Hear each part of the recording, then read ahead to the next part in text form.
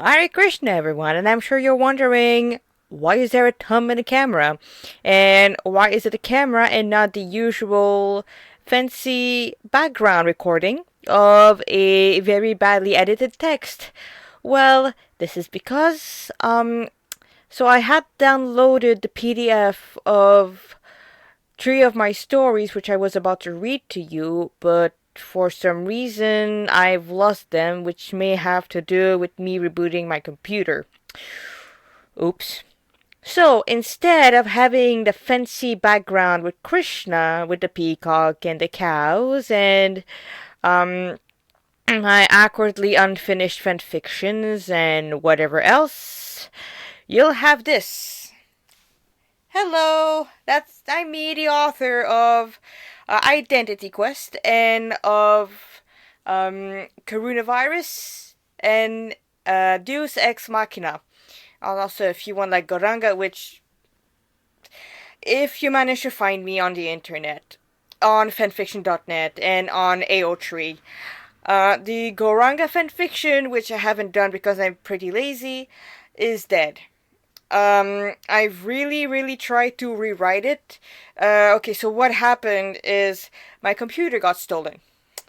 And on my computer, let me make sure you can listen to me.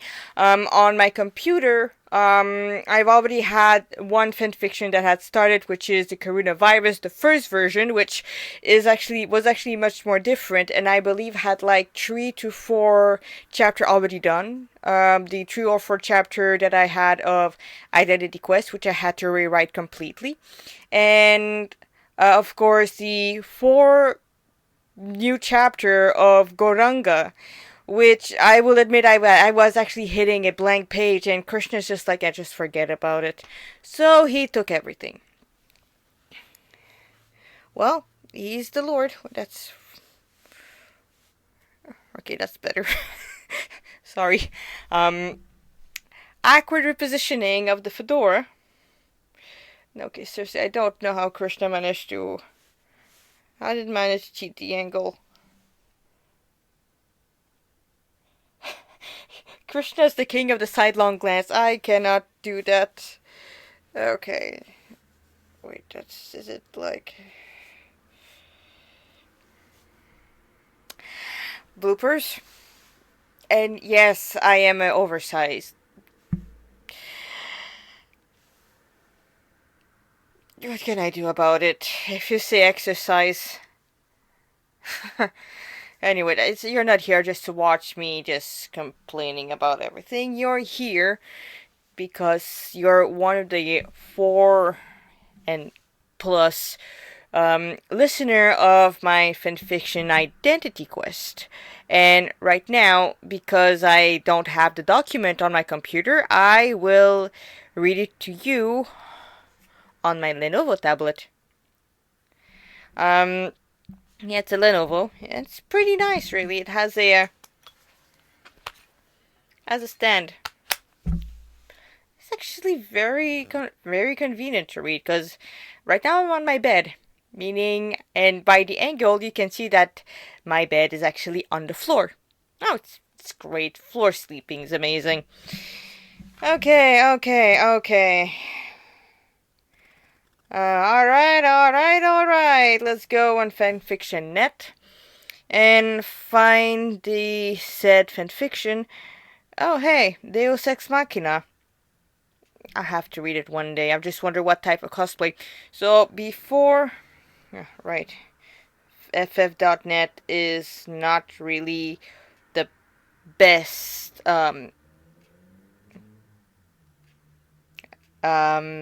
navigation wise. Even if it's like a very polished application, it's very hard to find the stuff you want to read. Actually, no, that's not what I want. Okay, and no, I don't have any cast. Not Deus Ex, idiot. More.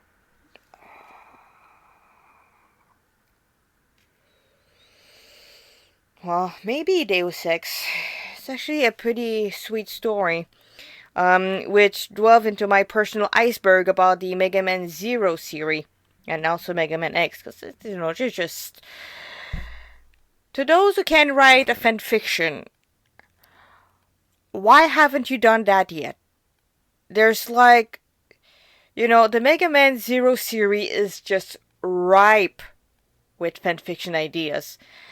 But no, you just kept Zero dying against the story. Guys, we're in 2020. We need better than that. We need feel-good stories. We don't need more drama. Okay, library. Let's see that. Okay. Die. An identity quest. Okay, chapter 6 is done. Chapter 7 is done. Chapter 8. Right. So on fanfiction.net, the chapter 8, well, that was the previous chapter I just read. So it is actually chapter 9, and, oh boy.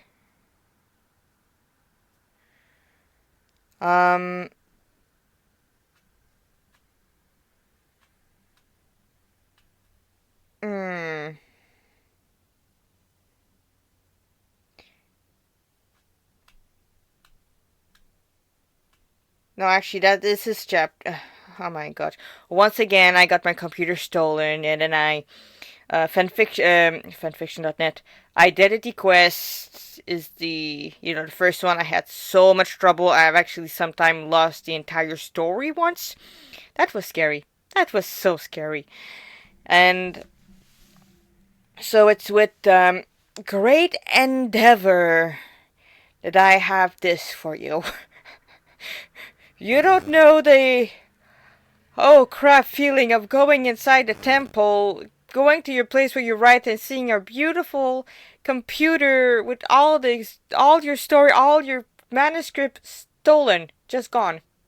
And then the other of having to rewrite the whole thing. You don't know pain until that happened. Okay.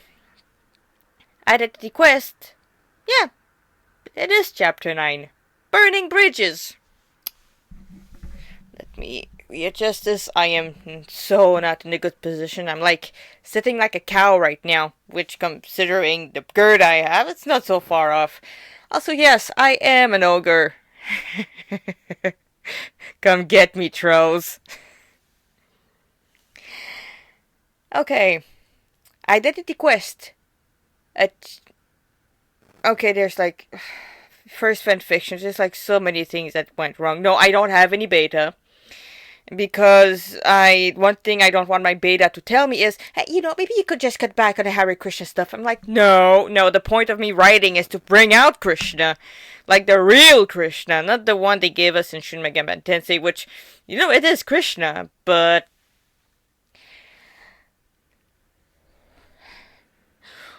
they're in Japan. In Japan, we have book distributors.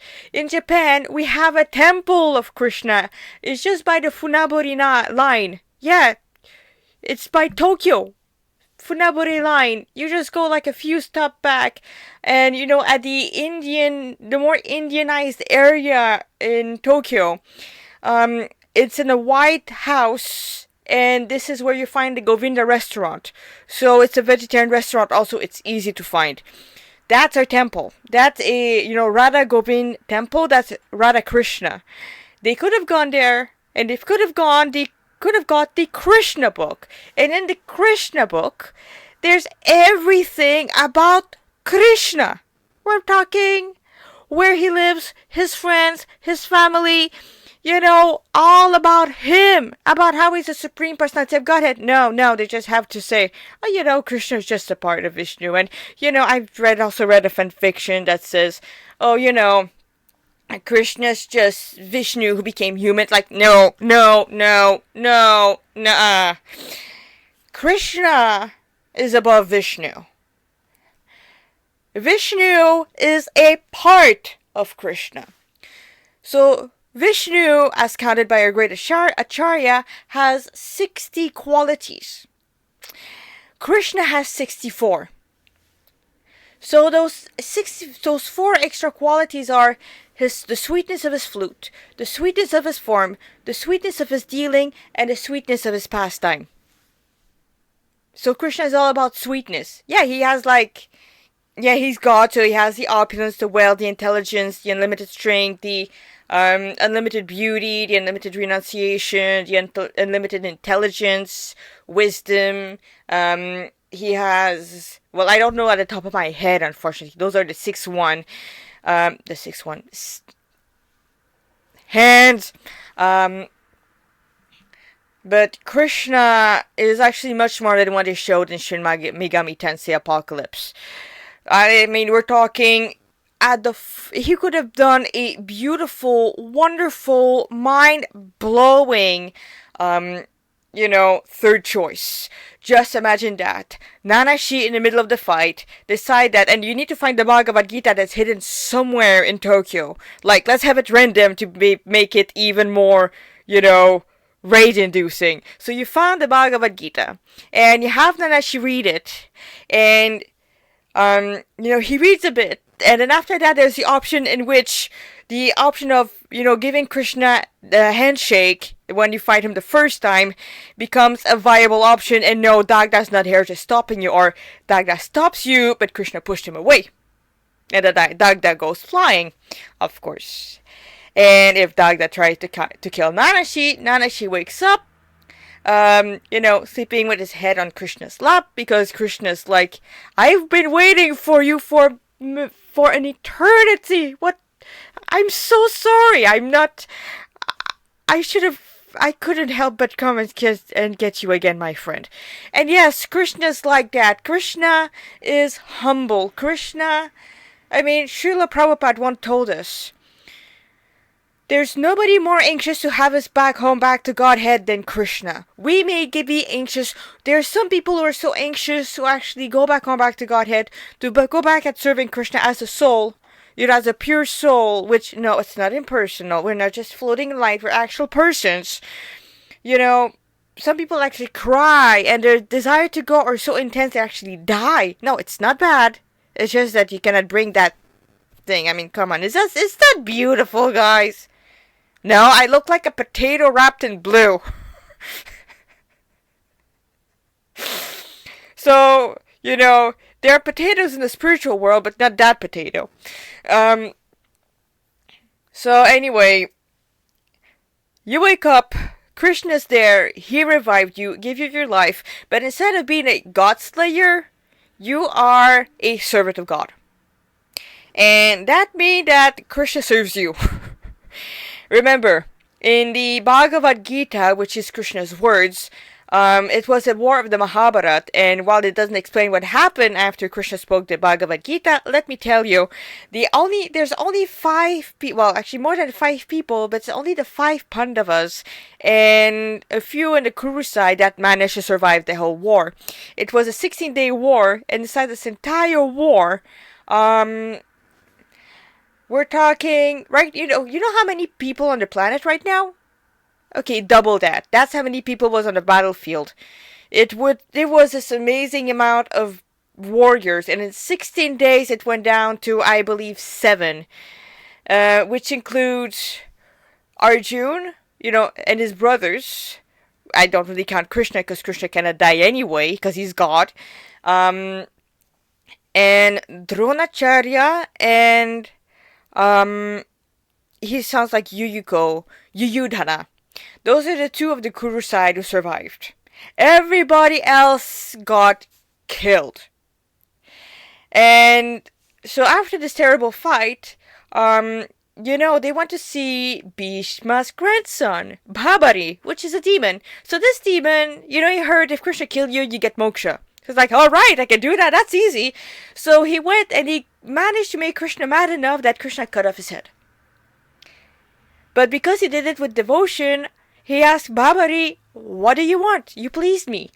And Bhabari said, I want to see what's really happening in the Battle of Kurukshetra. I don't want to see your Maya, I want to see what's really going on. So the Lord put the head of Babari, big ugly demon, on the top of a column in the battlefield of Kurukshetra. And so the 16-day war come and go. The entire battlefield is littered with corpse.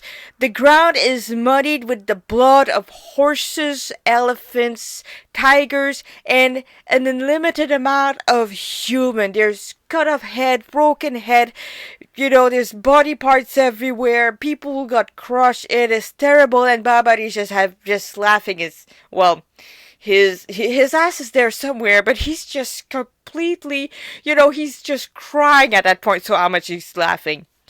So Yudhishthira and his brother goes, and Bhishma's like, oh my grandson, what are you doing?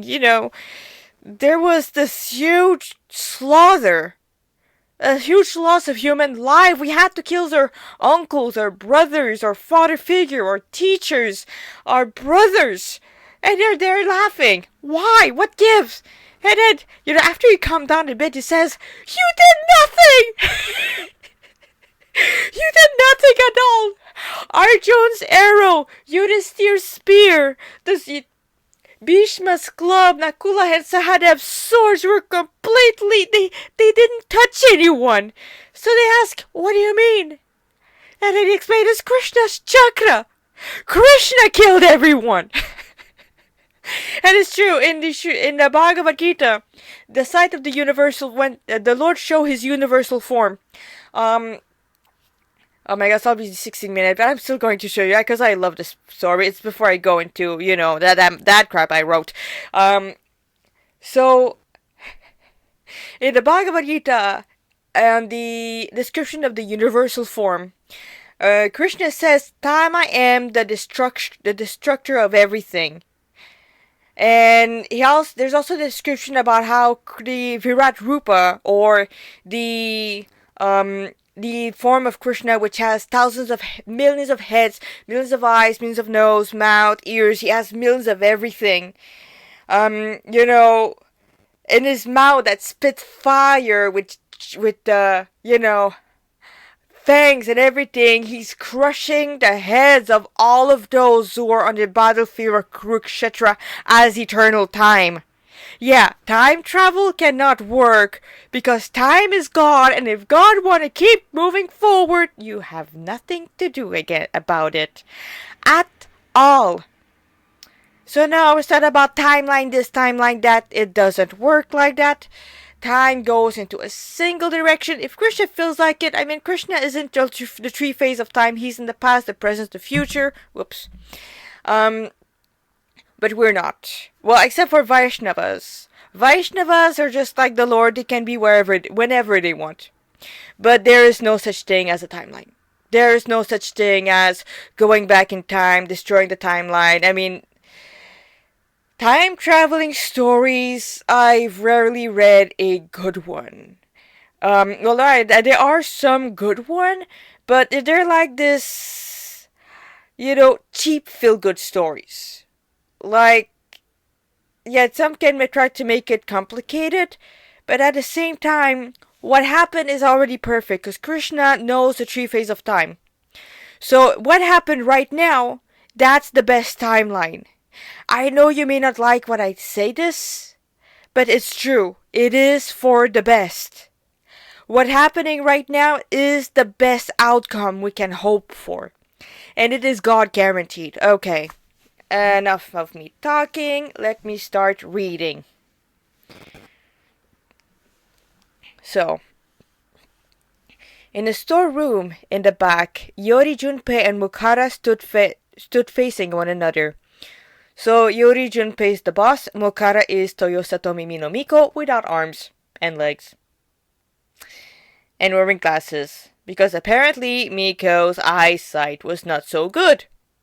Actually, I had something like that when my little sister, who's wearing glasses, the first time she actually wore glasses, she's like, oh wow, everything's so clear. And I didn't think the world was so clear. She thought everything was blurry. So that's a bit of a shout out to my little sister.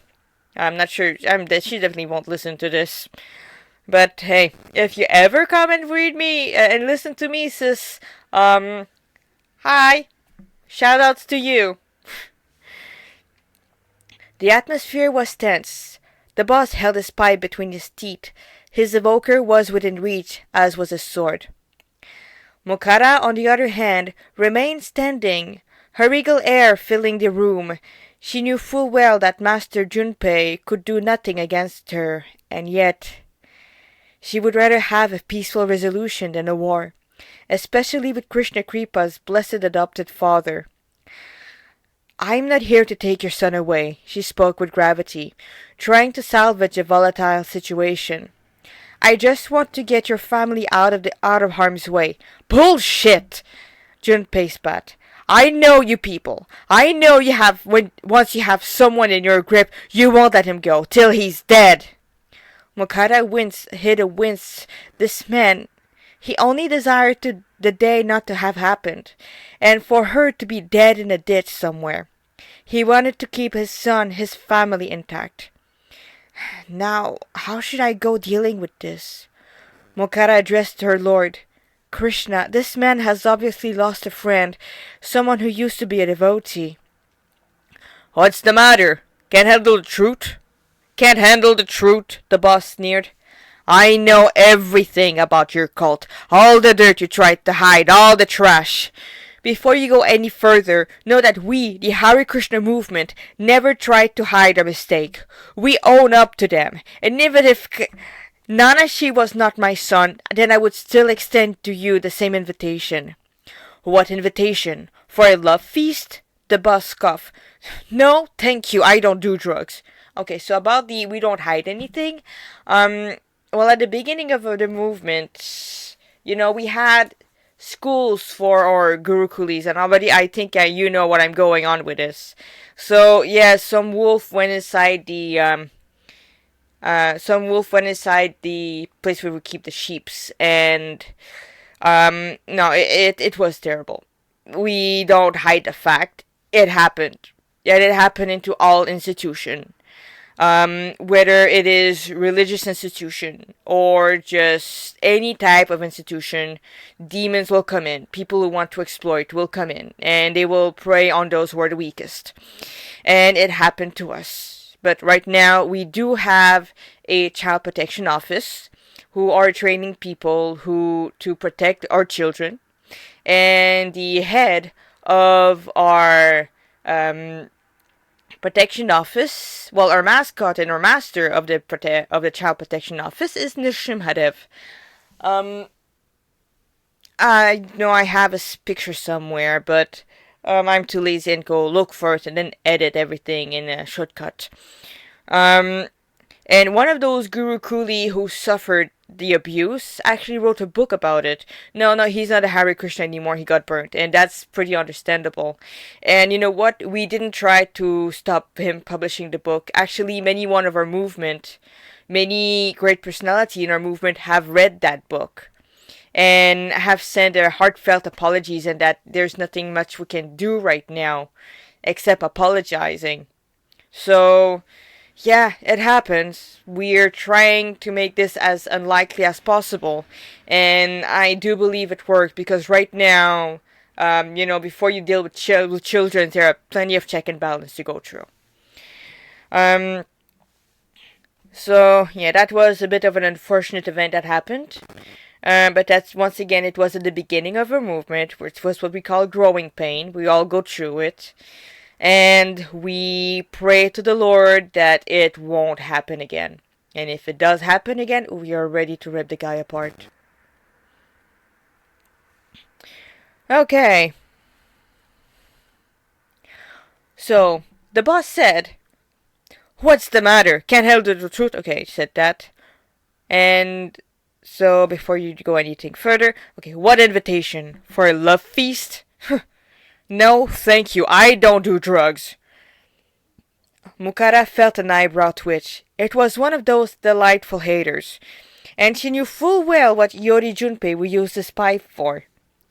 "Mr. Yori-kun, I know you hate me and everything connected to Krishna with a burning passion, but please, hear me out, Mukara pleaded. The Tokyo you're living in is not the real one, but an illusion made by a powerful being, a hermit. Usually, the hermit hunter would keep this fact hidden and act in the shadow. But in this situation, she felt inspired to reveal the truth to a few. No use causing yet another state of panic if she could help it. Prove it. The god. No, it's not. He's the boss. Demanded. Rightly doubtful. Didn't Radha show you the face record timeline? Facebook. You can even see Nanashi's baby picture.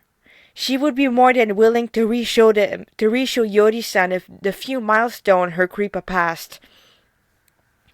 The boss didn't look all that impressed.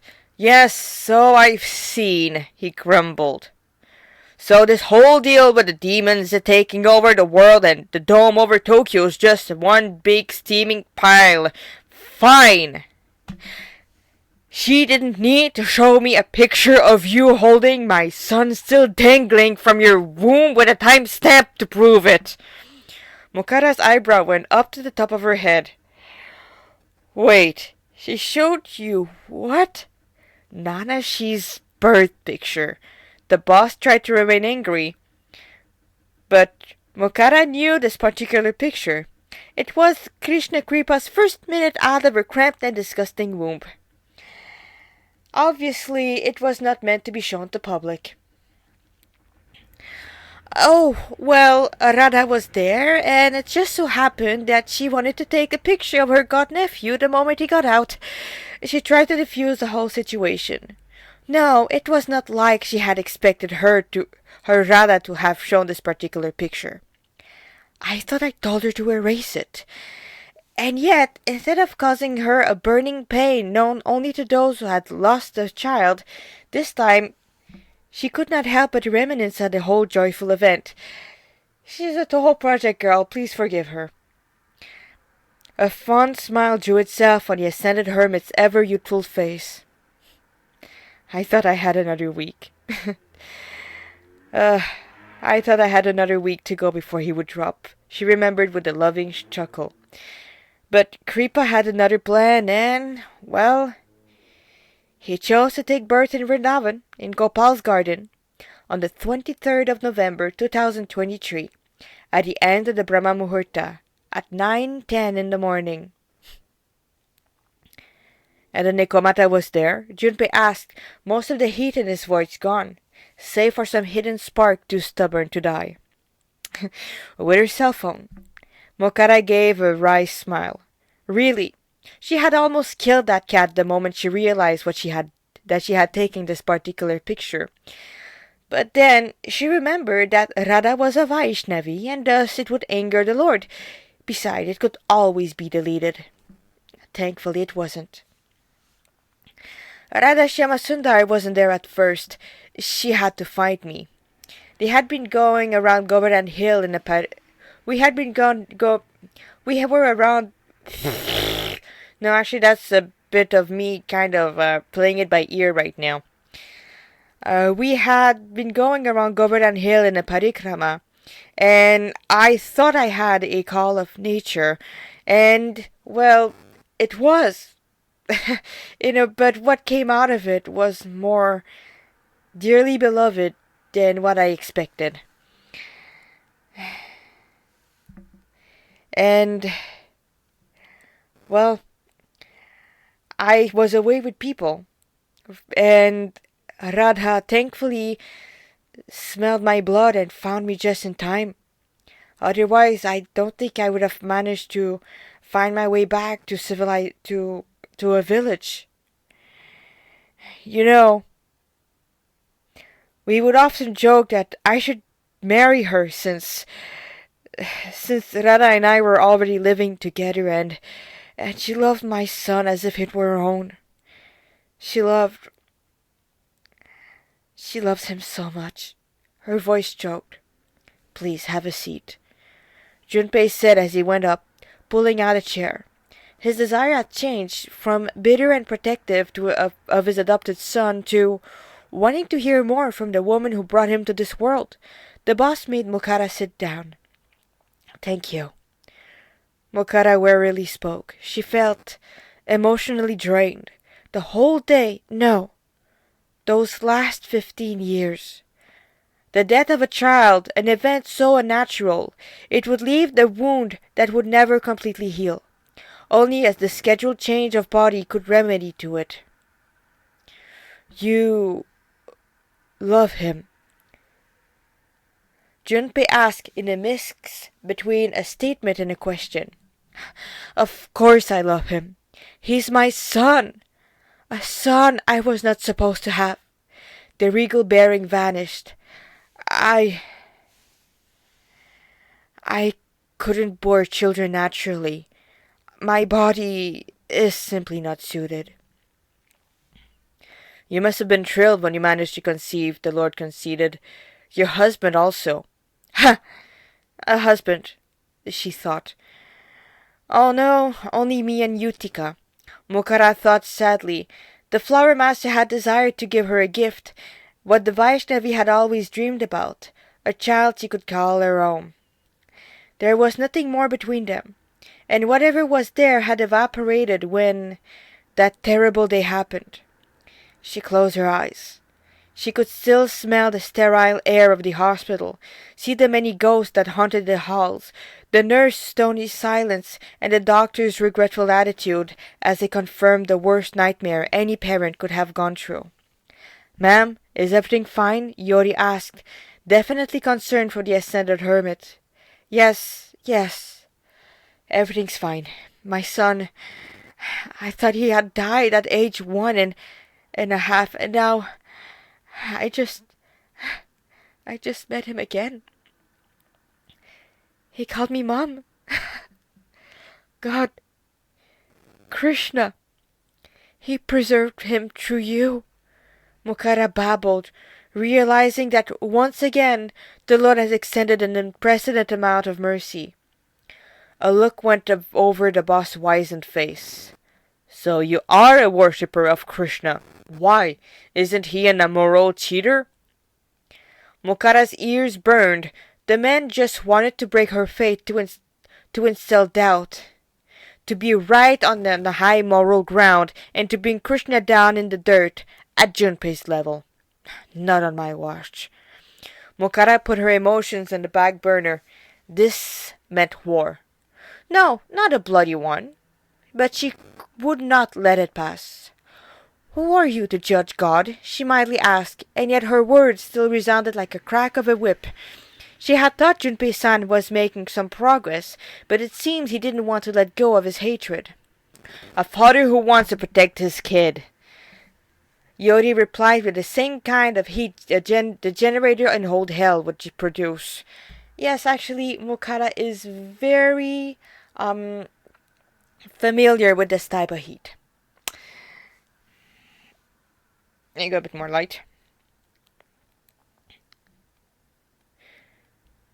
Mokara snorted, definitely not impressed by Yori's statement. You couldn't protect Nanashi this morning. Mokara shut by coolly. She was tired of trying to deal with this man. Krishna's the one who protected him, as always. Junpei opened his mouth, ready to rebuke the ancient hermit. But the princely Mokara would have none of it. Listen. I know it was Krishna who protected him. No, revived our son, Mokara explained. Proclaim it boldly, O Arjuna, that my devotee shall never perish, she quoted with confidence. And indeed, he's alive. He was saved by the one who bore the mark of Shri on his chest, and the Kaustuba gem around his neck. Sorry, I'm kind of want to keep doing like this because that's comfortable, but then you do not see this beautiful face. Actually, I just realized, I'm wondering, because it's mirrored, so maybe I should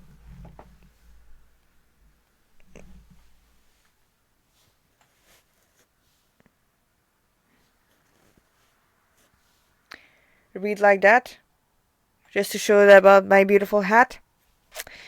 By the way, this hat comes from Mayapur. wanted to make something fancy.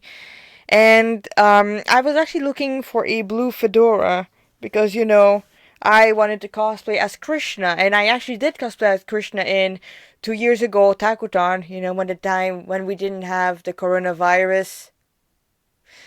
And I looked everywhere for a blue hat, for a blue fedora. So I once went to Mayapur, and I found this hat, obviously without the peacock feather. There we go, without the peacock feather. So that hat come from a holy place of Krishna's pastime, Sridham Mayapur. It's the perfect color, it's the perfect style, and that beautiful peacock feather is actually a peacock feather Krishna actually wore. I'm a Hare Krishna devotee, and I live nearby the temple. I'm actually an ashramite, meaning I live in an ashram. And, okay, so it's a bit messed up, let's just say. I'm just talking about myself. And, in Montreal, we do have a Hare Krishna temple, and I'm one of the helper there, so I can sometimes have some remnant of Krishna's outfits, which include his peacock feather. So this is legitimately a peacock feather Krishna wore. Yeah. How do you like them, Apple? Okay, I'm just going to reposition myself. Okay.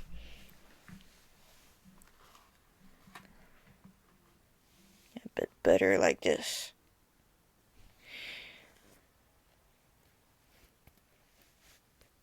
There we go. Alright.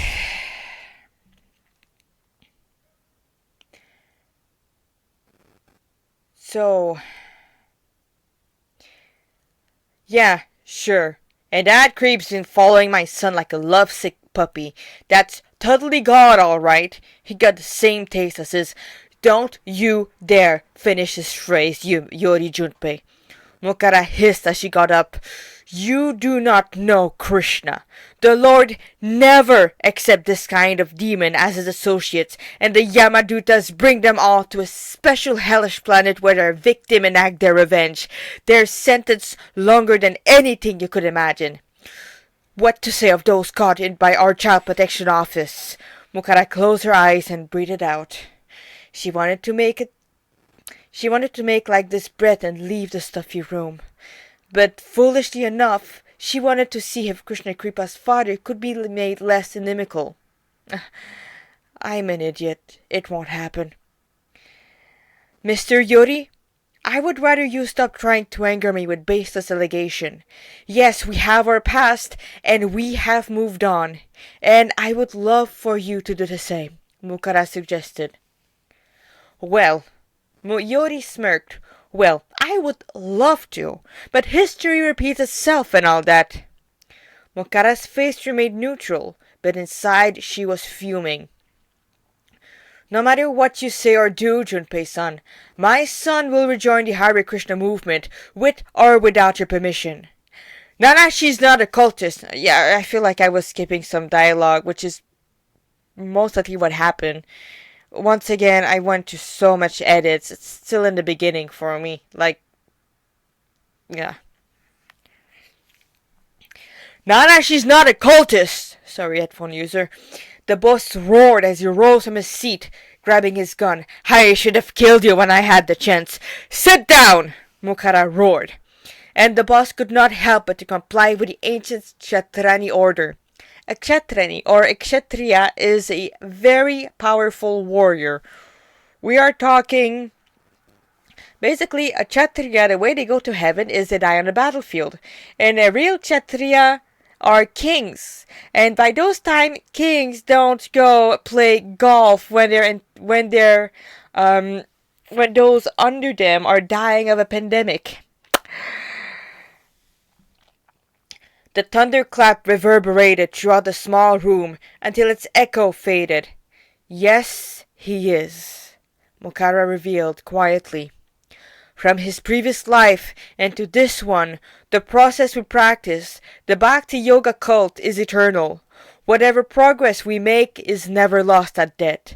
The divine Senin spoke with a calm that hid a terrible storm. Iori-san, I knew Nanashi before he was Nanashi. Oh, and let me guess. He used to be another queer guy you killed.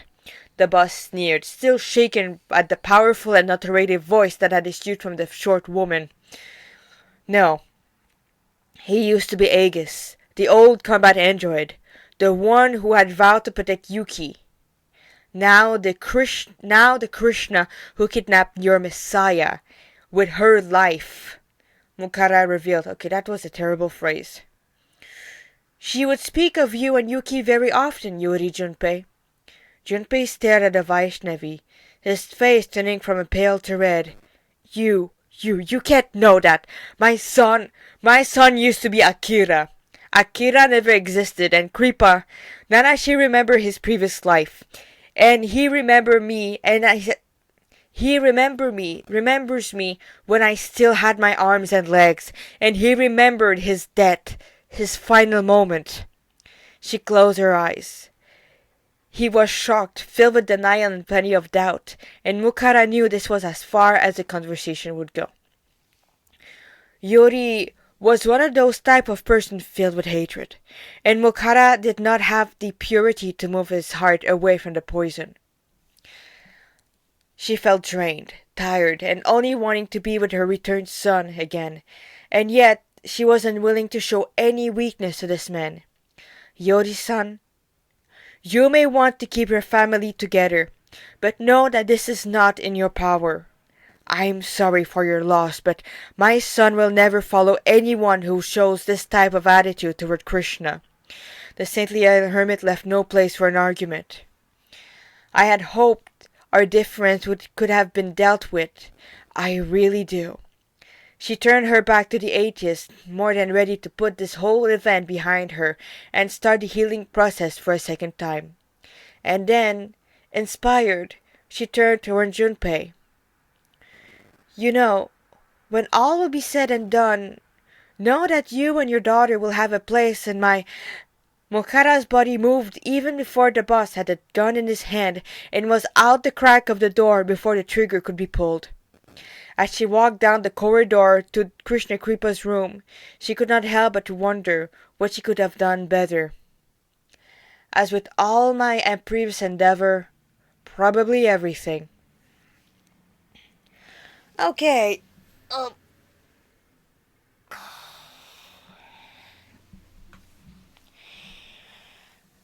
So, right now we're hitting another part of this narration. And I just wanted to make you listen to a little something. So, when I have some characters in the story, chances are, in their main team, character team, they have the Mahamantra. So, Mukara is obviously Shotoku legend and also the armillary sphere. Hare Krishna, Hare Krishna. Wait. Krishna, Krishna, Hare Hare, Hare Rama, Hare Rama, Rama Rama, Hare Hare, Hare Krishna, Krishna, Krishna, Hare Hare, Hare Rama, Rama Rama, Hare Hare, Hare Krishna, Krishna, Krishna, Hare Hare, Hare Rama, Rama Rama, Hare Hare. You get the point. I guess I could put it on my tablet and make you listen. For Radha Shamasundar, it's Hare Krishna, Hare Krishna, Krishna Krishna, Hare Hare, Hare Rama, Hare Rama, Rama Rama, Hare Hare, Hare Krishna, Krishna Krishna, Hare Hare,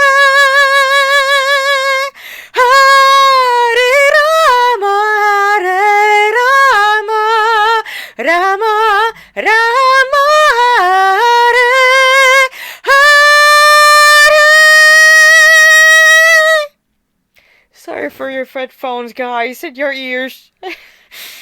And for Krishna Kripa, so there are two versions of Yuka's theme. One is the one we all know, and the other one is the unused version, which I also have on my tablet. You can absolutely skip this part, by the way. I should have told you in the beginning. Oops. Okay. Okie dokie.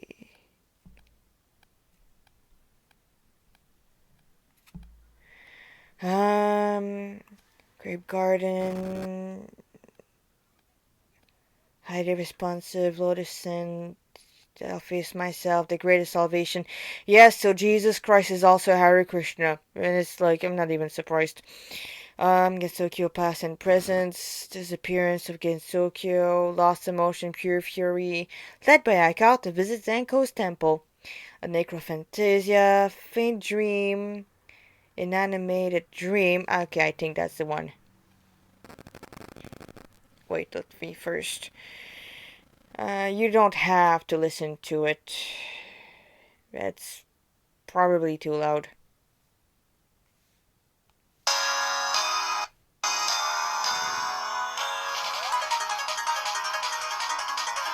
This is Krishna Kripa's theme, by the way.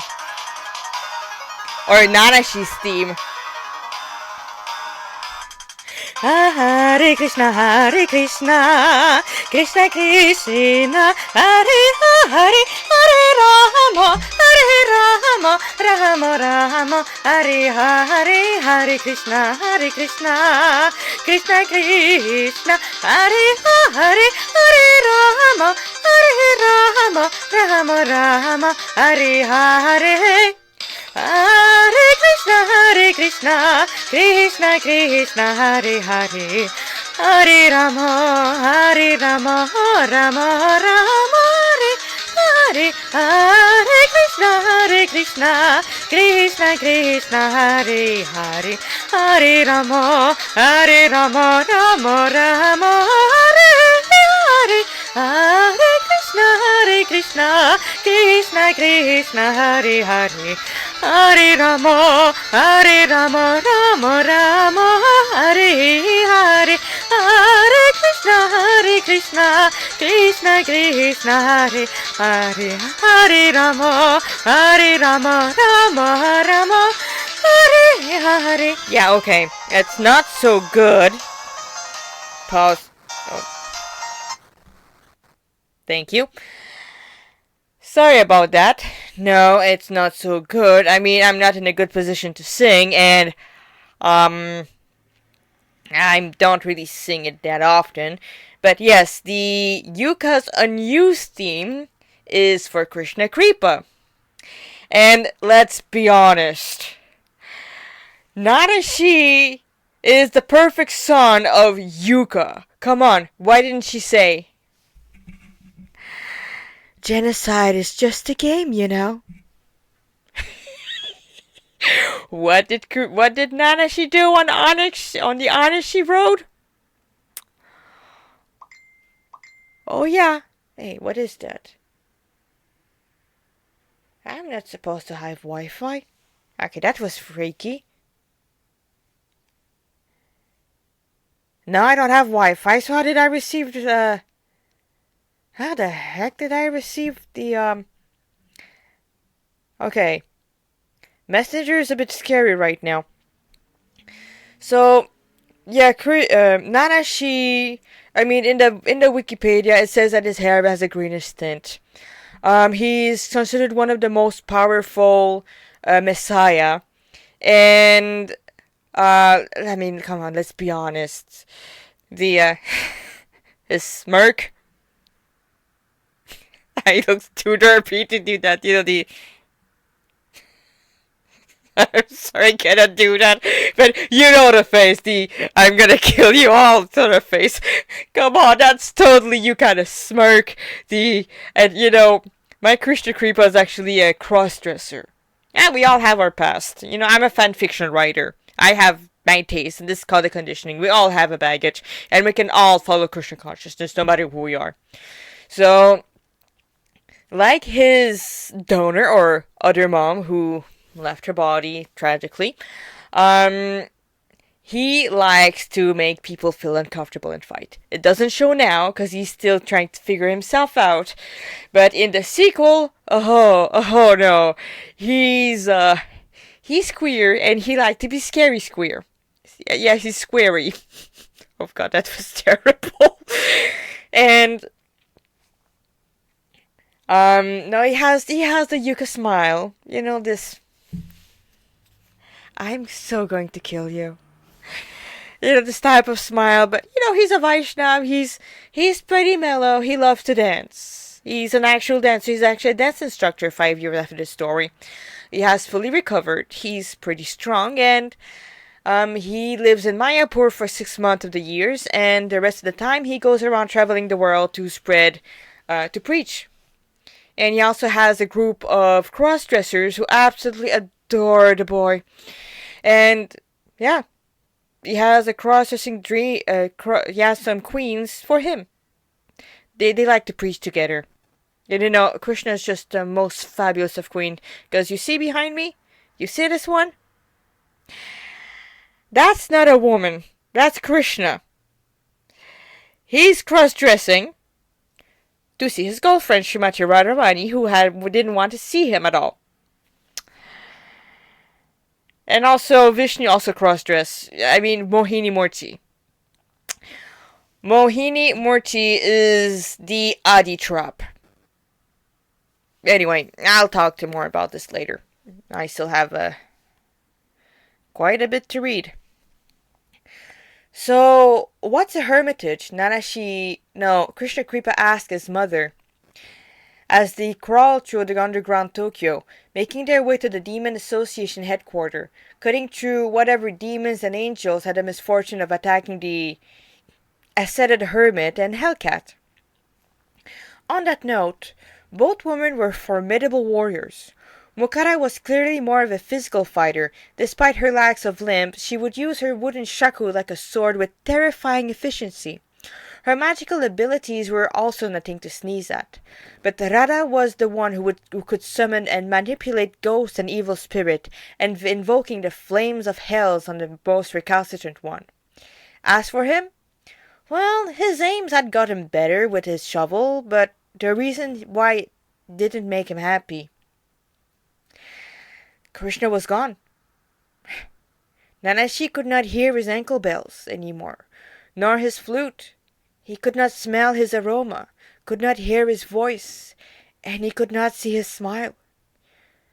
Krishna Kripa never thought he would miss him only after less than a day of meeting him.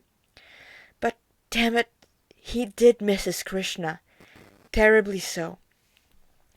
He knew his Lord was back in Vrindavan, back to his eternal abode. But what was he doing? Was he herding his cows? Was he with his mother and father or his girlfriends? Krishna's happy there. He doesn't need me. It didn't make him feel any better though. Quite the opposite really. And thus to mitigate his pain, the servant of Krishna had put his entire intention at the task at hand, and the execution of Krishna's desire, saving Yuki.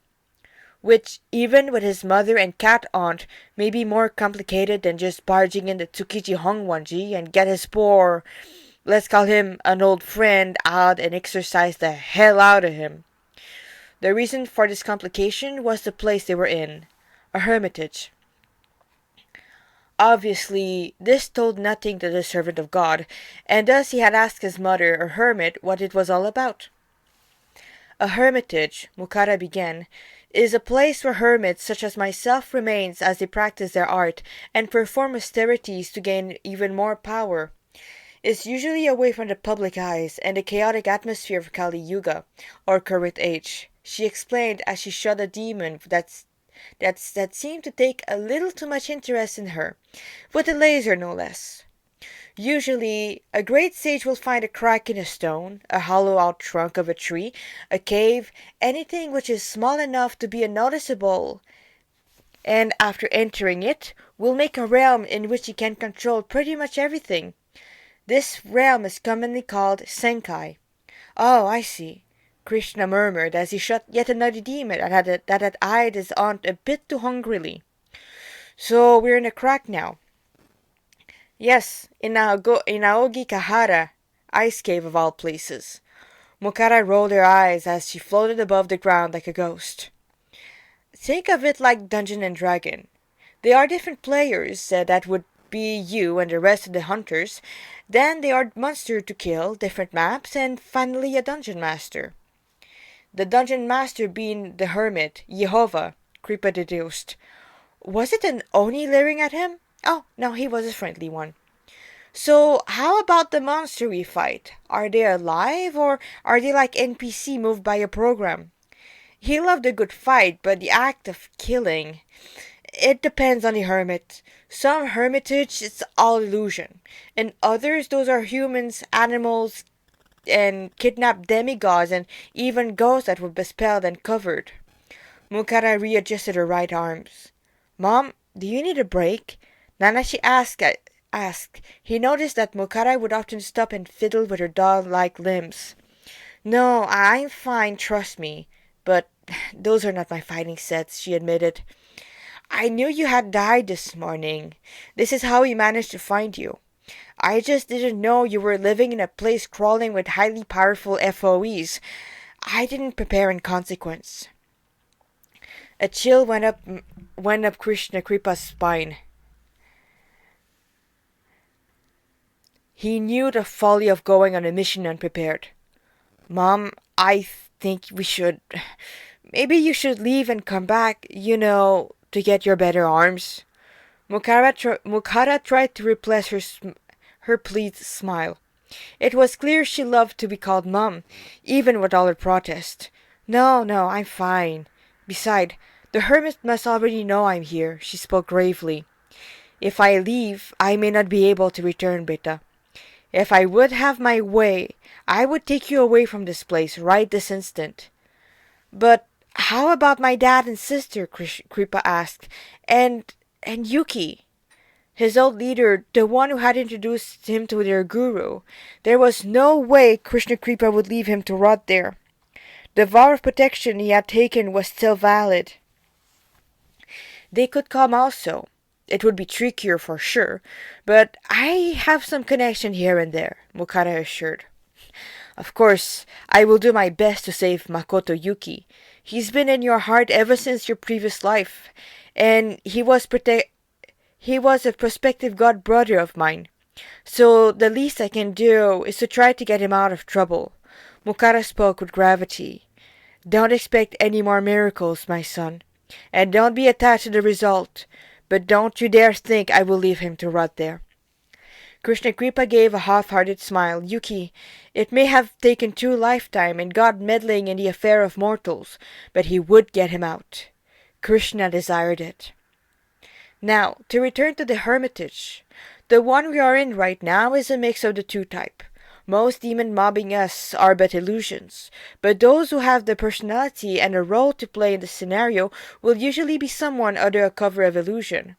Like Mai. Speaking of the angel, the boss had given her to Krishna Kripa to deal with at his discretion. So obviously the angel was out, offering healing and a very powerful light spell. She was another person Kripa could speak to about their time with God. If someone would tell me I would fall in love with God in one day and let an angel play, I would have called him an idiot. Actually, the servant of Krishna would probably use much, much harsher words, but with his mother around, and that's something else. So, you're hunting down hermits, but aren't you one? Kripa asked, still keeping an eye out for troublesome mobs. Mukara turned a golden glance toward her youngest son. No, I stopped being a hermit at 17 years ago. I'm a Vaishnavi, a servant of Krishna. Mokara, in a mix of pride and humility, declared with folded palms. And, well, I sort of have a knack for stumbling on Hermitage, she admitted. But I would rather not say that I hunt hermits. I free the souls imprisoned by them, and give them a chance to come in contact with Sri Krishna's holy name. Mokara elaborated. Oh, I see. I wish it would be different. It's not an easy job. Many times the scenarios are so twisted and the victims so traumatized that nothing can be done to help them short of rewriting their memories. If they can even accept that what they thought was reality was but an illusion. Her face darkened. She was probably remembering some of her worst hermitage raid. You can rewrite people's memory? Nanashi asked, aghast that his mother could do such a thing. Oh no, I'm just an ascended hermit. I can exercise some administrative power over a hermitage, and take complete control if needed, but another team takes care of the victim once they are out. That's been Eirin Yagokoro, Keine, Kamishirasawa Keine, and Reisen Udongi Inaba, sorry. There's also Satori Komiji Satori, sorry, and a few more. They are the receiving team. There's also the team who just goes in and busts everything down. This is usually mostly Onis, and if the hermitage is like there's nothing that can be done about it, and it is actually detrimental for the soul inside to be alive, then she passes a call to Uttara Devidasi or Reiji Uchuho. Yeah, it's happened, unfortunately, and she wished it would never happen again. Okay, so you basically run a rescue operation, Kripa summarized.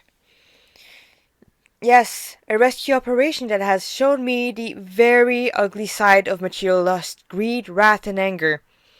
And also quite a mirror. Oh, hold that thought.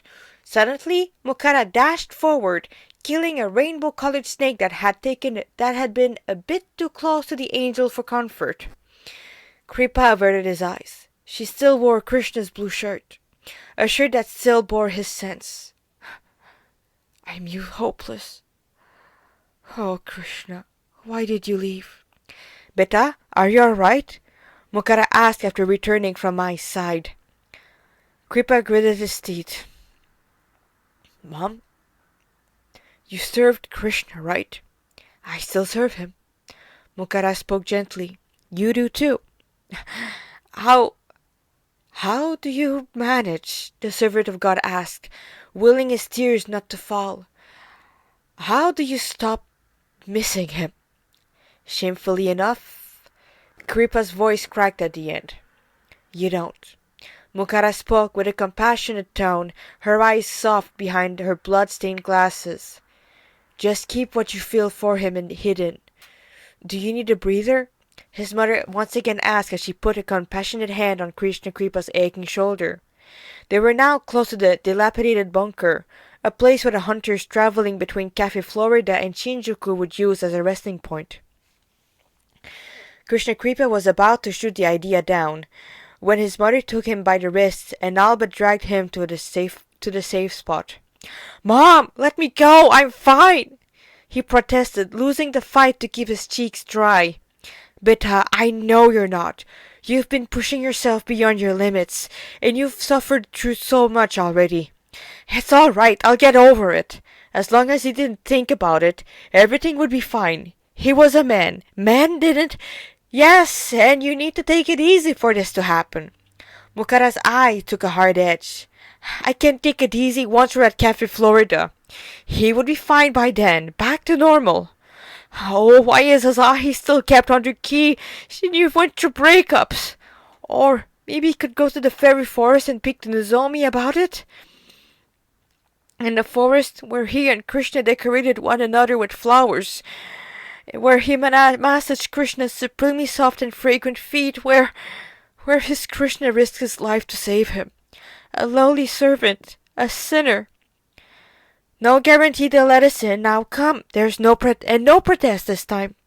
His mother broke no argument as she dragged her breaking son to the shelter, filling the air with tiny bullets to deter whatever demons who thought they could take advantage of Krishna Kripa's moment of weakness and supreme bliss. Kripa had no power to protest. Okay, another part. Back with Flynn and Navari. So, how did you die? The ex-samurai of Hope asked his ghostly companion as Yuki slept.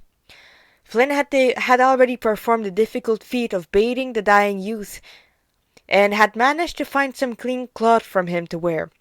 While he had cleansed Yuki, Navari had foraged for food and had returned with something more than decent for Yuki to eat.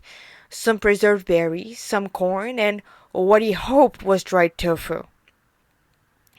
After crawling in the underbelly of Mikado, the condemned land of Tokyo, Flynn had eaten enough demon meat to know that it was definitely not meant for human consumption.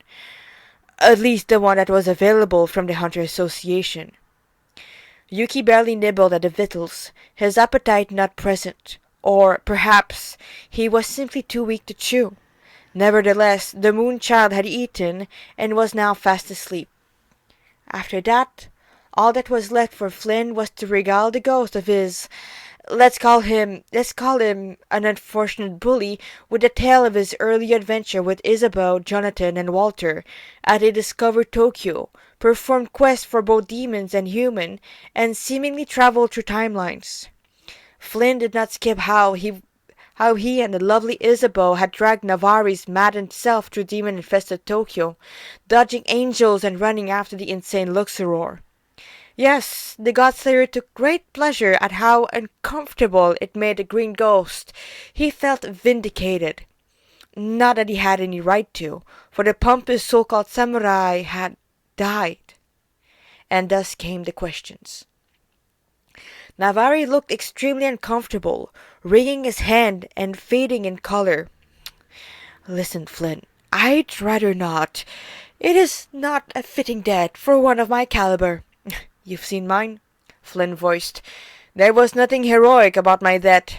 You've got killed by a powerful demon, an entity beyond anything conceivable, and while it was not a good way to perish, choking on liquid darkness was better.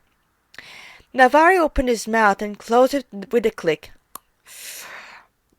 To be very honest, no, not at all. The green ghost curled up on himself. I drowned. Flynn closed his eyes. Having suffocated, he knew the terrifying feeling of that type of death. Care to tell me how? Flynn asked nonetheless. At first, Navari was reticent, but after finally having a willing ear, the ghost opened up. Flynn, you didn't cause it. Actually, after you left me with Fujiwara, the wonderful man did everything he could to bring me back to sane mind.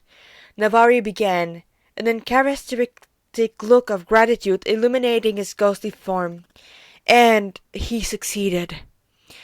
Flynn let out a sigh. He may have held only contempt for the ex-samurai, but to see him in such a wretched condition, haunted by fear and driven mad, with anxiety had broken the samurai's heart more than he cared to admit. This great man had even started using this wretch to run errand over Tokyo. Navari continued as a small smile drew itself on his lips. A more human form revealed itself. So you were not afraid anymore. Flynn spoke with awe and pride. Really, Fujiwara could pull off miracles. Navari shook his head. No, I was always terrified. Which made me perfect as a courier. Navari admitted with a wry smile. It was on one run that I've met with my untimely demise. Navari paused, returning to this blob-like form. His death must have been a shameful one, if he cannot even bear to feel his full form. Flynn realized. On the bed, Yuki opened his weary eyes and turned his head toward the two deads. He was quiet, and Flynn could feel that something had changed. "Yuki, do you need something?" Flynn asked gently, to which the yaksha shook his head. "If you need anything, please don't be shy and ask." "No, I'm fine." Yuki breathed. He looked different. "Are you sure, Yuki?" Yuki looked at Flynn and at Navari. The ghost froze, looking at the bedridden youth with fear and some mistrust. "No, you're not Yuki, are you?" Yuki looked at Navari, his cloudy gray eyes widening, before an amused smile drew itself on his lips. "You have good eye, ghosty. I like that." He gave a charming smile as he gingerly sat up. Flynn sighed. Of course, taking care of Yuki would not be that easy. "And you are?" the samurai asked, fearing what he would hear. A wary smile lit Yuki's gaunt features. "Now, that's quite a question, isn't it?" He turned his clouded eyes to the calmly panicking godslayer. "No, I'm not this creature controlling Yuki. And I'm definitely not Ikutsuki." "Who are you then?" Flynn reiterated. Oh my god, I only read that word. I never spoke it. The other person inhabiting Yuki leaned his head back, his eyes closed. I bore many names in the past. Pharaohs, Thanatos, Death, the Appraiser of Death, Nyx, the Night Mother. Dread flushed out all the stale blood in Flynn's vein. "You! Oh, don't worry, beautiful. I would never follow the bidding of this lunatic, even if it would give me a new body." Nyx reassured the samurai, giving him a winning smile. "If I can make you feel better, you may call me Ryuji. Actually, please call me Ryuji. The other names are not me." "Right, and what else do I need to know?" Flynn asked wearily. "I'm a friend of Yuki. A very old and close friend." Next, Ryuji began. "And, like you, I've been tricked to believe a so-called well-wisher." His face darkened. "Then, Ryuji, why do you possess your very dear friend like a common ghost?" Navari asked with a sneer. "I would rather not deal with the zoo that had formed in Yuki's head." Ryuji spoke wryly. "Many of us are feral, and I would like nothing more than to enact revenge on the world at large." He rolled his eyes. "But that's not important. You, Flynn, and Navari are playing a game you cannot win." A self-deprecative smile lit Flynn's grave feature. "Oh, I know. By the end of the week, we're all dead. You didn't fail anything. The master of this place just wants to keep playing with us, that's all." He leaned back. "I won't be the apocalypse. Nyarlathotep has no power over me, and I have no desire to follow his crazy plan for freedom. But another man has another plan." Navari and Flynn exchanged glances. "What do you mean by this?" the undead samurai finally asked. "I will make it quick. The war between angels and demons, removing the dome from Tokyo, and this whole deal with the evil god is merely a play," Ryuji revealed. "This Tokyo, and even the place you come from, Flynn, isn't real.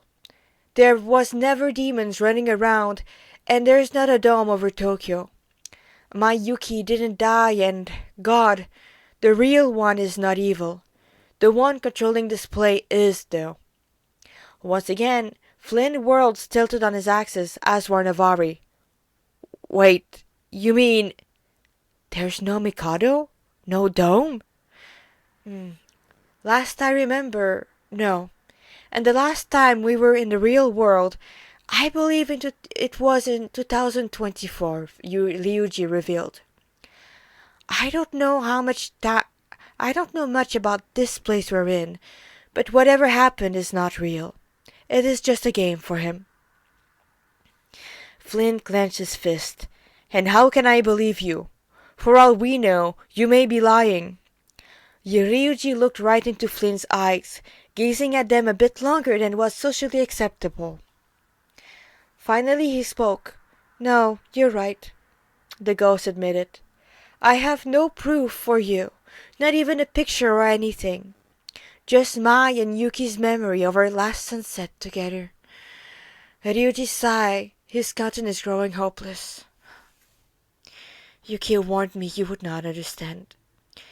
If he warned you, is he still in there? Flynn asked. Yes, he is. This body belonged to him after all. He just let me use it while he takes a break. The possessor explained. Take a break?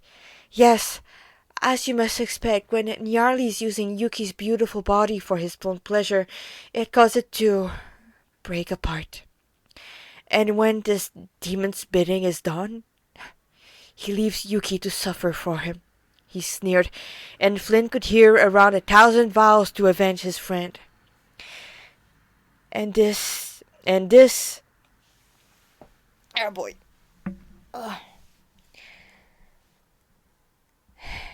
And this is why he wants me around, to keep his vessel alive while he keep using it. Flynn glanced his fist hard enough to draw blood. That's torture! Ryuji chuckled. Yes, and it's all for naught. Nyarli can only go as far as his leash will let him.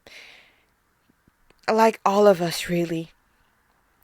The ghost then turned to his clouded glance toward the samurai of hope. Flynn, we are surrounded by powerful enemies, not just one. And those enemies are also puppets of something even worse than the delightful Nyarli. The ghost gravely spoke. A shudder ran up and down Flynn's spine. And do you happen to know who it is? Why should you trust me? The ghost asked as he settled himself a bit more comfortable. What choice do we have? Flynn retorted, to which Ryuji snorted. Not much, Green Eyes. Not much at all. The ghost inhabiting Yuki's body gave a languorous stretch. I know the bastard who is in charge of this place. Unfortunately, I cannot speak his name. Why would that be? Same reason why you cannot say Jehovah. Ryuji murmured, his eyes closed, his whole body slack. All that I can say is that he wears glasses and is extremely powerful, he whispered before falling silent. Flynn moved closer to the ailing young man, once again remembering that this yaksha had the same stamina as the dying. Ryuji? Ryuji? Is everything... Yes, beautiful, I'm fine. Ryuji grumbled, his eyes still closed. I just want this body to get some rest. My Yuki can't sleep that well unless absolutely exhausted. But I can fall asleep standing up. He yawned. Up, the goddess of sleep is calling. He turned his tired eyes to the samurai's own. Good, whatever time it is, Flynn. I hope I'll be able to see you in Navari tomorrow.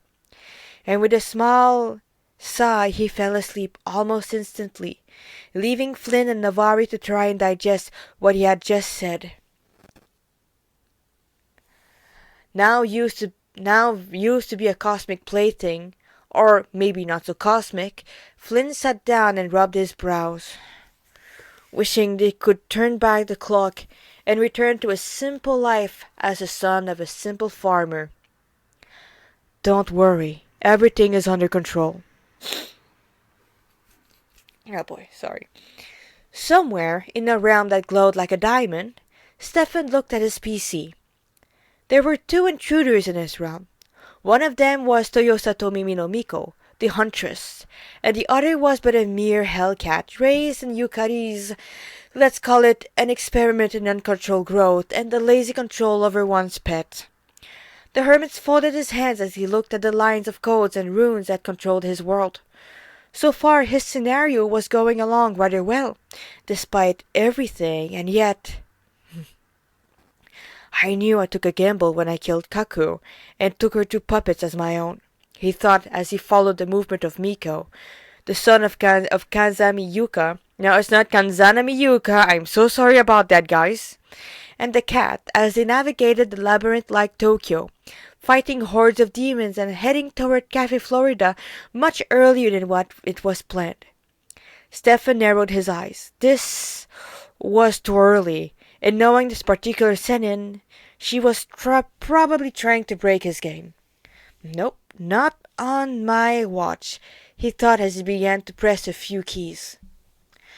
What are you doing, my friend? Someone asked from behind.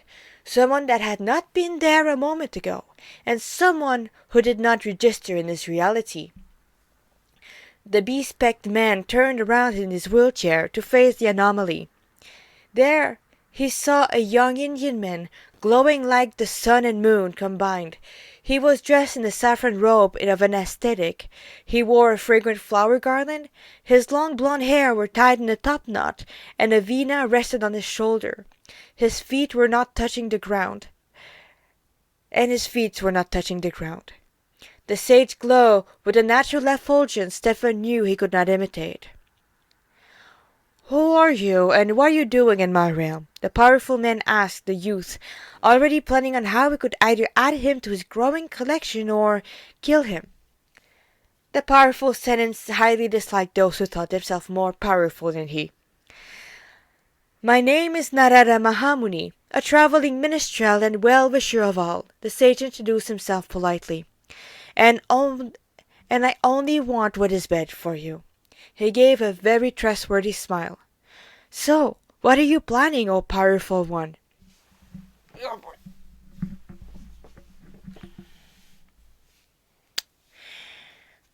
Stefan looked at the sage, another intruder in his realm, one his system could not detect, and yet he could not help but feel as if he could trust him.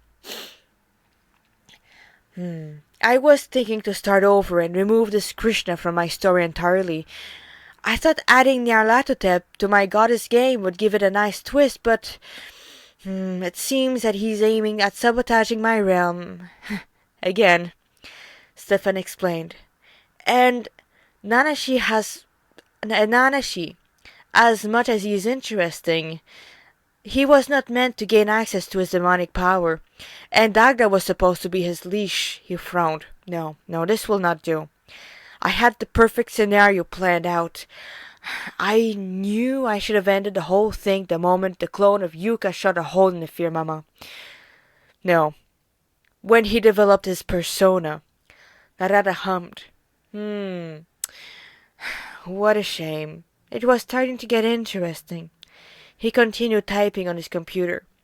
Better now than never, he could still get Hijiri again and make the fool play as a useless puppet.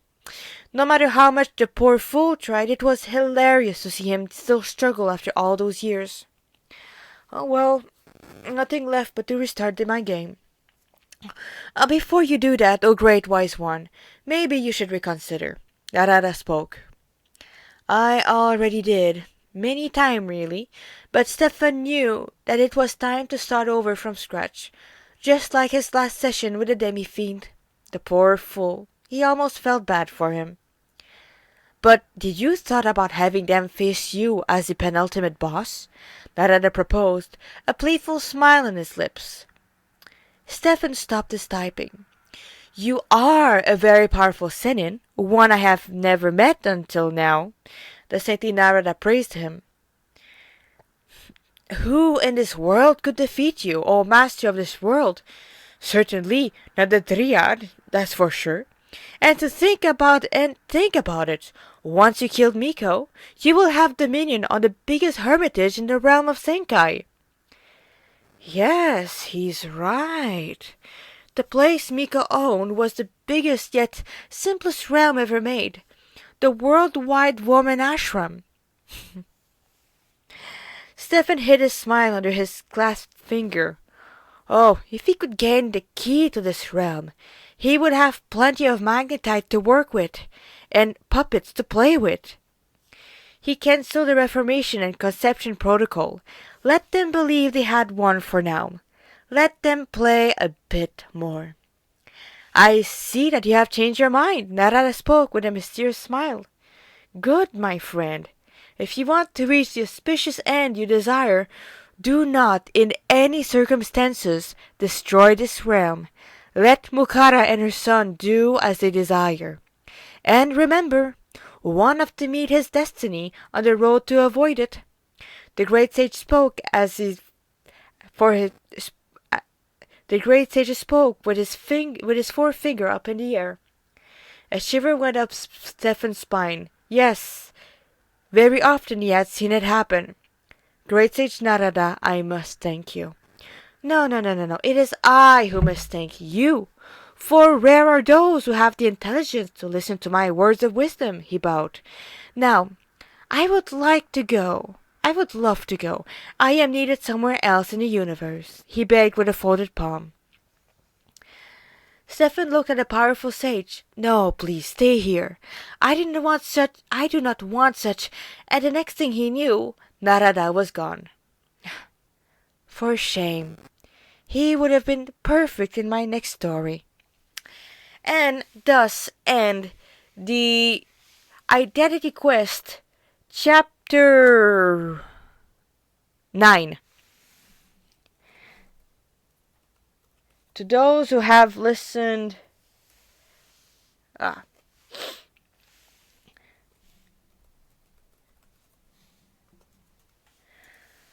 To those who have listened so far, which I know it's not many of you, thank you so much. I apologize for the terrible music. I apologize for my voice, my face, for everything, but hey, at least you got darshan of auspicious personality. So, please chant Hare Krishna and be happy. Haribol, guys.